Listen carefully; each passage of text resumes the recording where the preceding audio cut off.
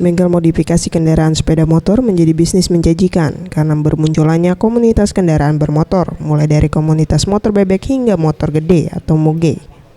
Kalangan anggota komunitas motor biasa melakukan modifikasi pada motor, meski biaya modifikasi bervariasi mulai dari harga 10 juta rupiah dengan lama pengerjaan hingga 3 bulan.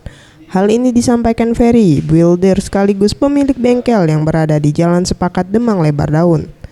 Menurut Ferry, seorang builder sebutan ahli modifikasi motor menjelaskan, modifikasi yang biasa dilakukan pada motor gede seperti perubahan pada ban, bodi, bahkan hingga ke mesin untuk meningkatkan power.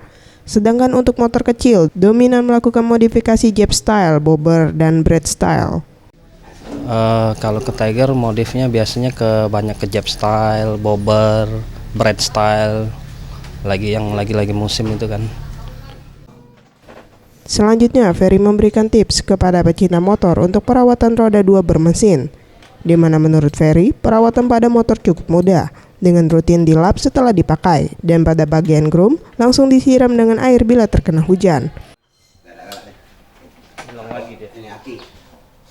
Mega Dwi Handayani, Septiawan Rizky, Sriwijaya TV.